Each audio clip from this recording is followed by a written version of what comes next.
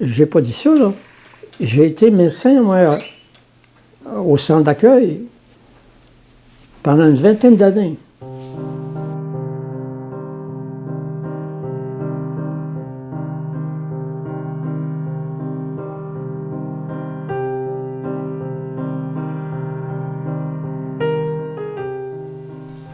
Quand j'ai eu terminé mon anesthésie et la gériatrie à l'hôpital, ben là, je me demandais quoi faire. Alors j'ai trouvé.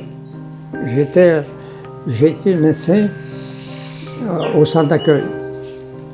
Les patients qui sont hospitalisés dans les CHSLD, c'est un peu différent des patients qu'on trouve à l'hôpital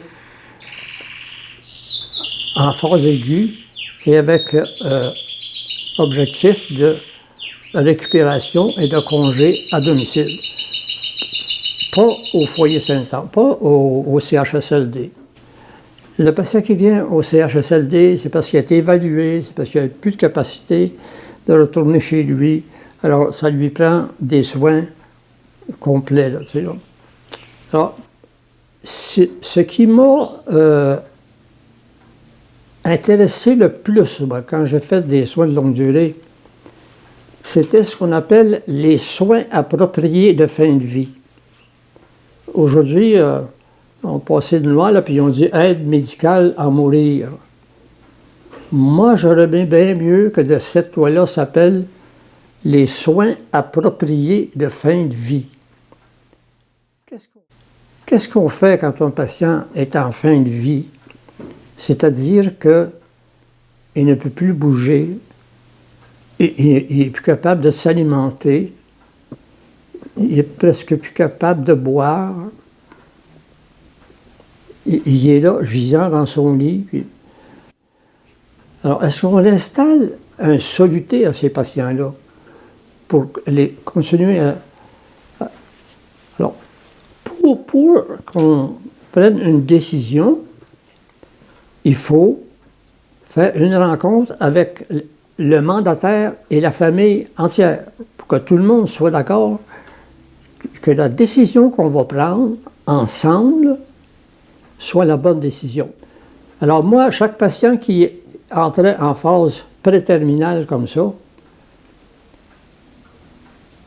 qui avait beaucoup de maladies qui l'avaient bagané, il était cardiaque, il était diabétique, il avait paralysé, il a fait un accident cérébral, tout ça. Puis on réunissait la famille, puis on discutait. Des fois, ça prenait du temps. Les infirmières étaient là, le médecin était là, puis la famille était là. Et quand on avait pris la décision de ne pas faire d'acharnement thérapeutique et de soulager ce patient-là, qu'il soit bien et qu'il décide de partir, que lui-même décide quand il partira.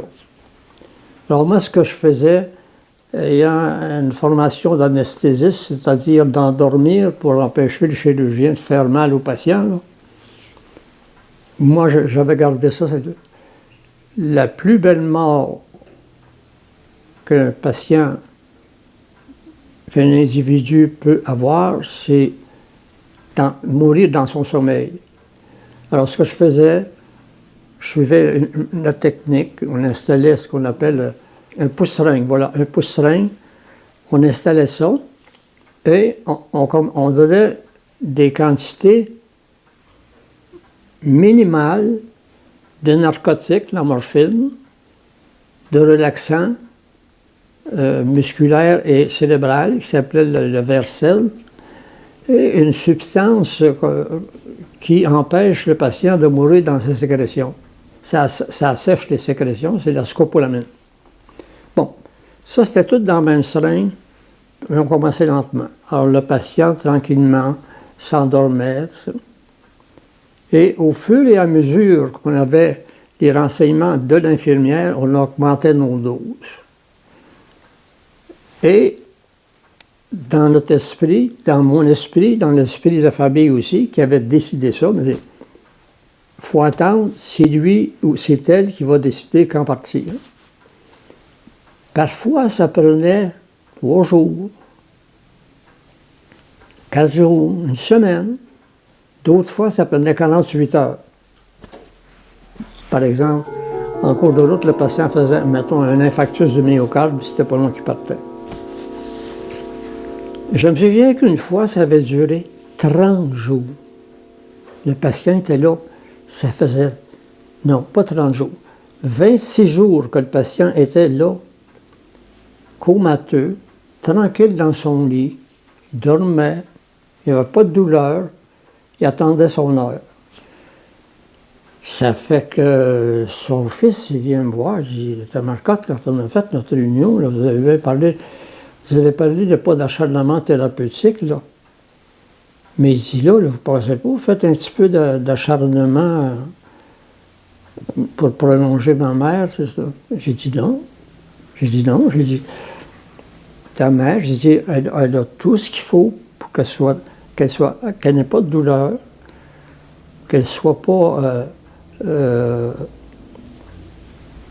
énervée par les circonstances. Tu vois, elle dort, elle est tranquille. Il faut attendre. Enfin, en tout cas, je trouve ça long.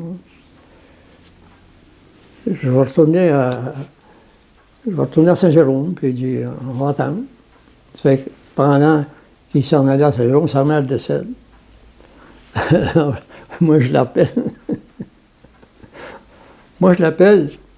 J'ai dit, ta mère vient de décéder, là.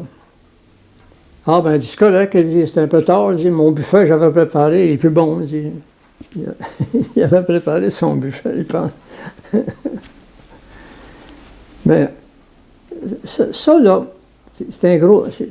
Quoique les médecins commencent à embarquer là-dedans, les soins de fin de vie. Remarquez, c'est difficile pour un médecin d'accepter ça, parce que lui, le médecin, son ennemi, là, dans sa vie, c'est la mort. Hein. Il lutte tout le temps contre la mort. Puis là, quand la mort arrive, mais il faut que le médecin apprenne à soigner un mourant. C'est ce qui se fait actuellement. On a peur qu'il y ait de l'abus.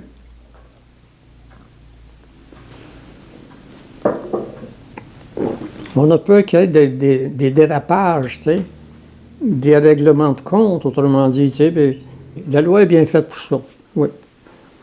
Il y a peut-être des améliorations, là, tu sais, pour satisfaire un petit peu plus de monde. Là. Mais actuellement, ça fonctionne de sorte que l'an passé, je pense, il y a eu quelque chose comme 500 patients qui ont bénéficié de l'aide à mourir. Non, ça va. C'est long, mais ça vient.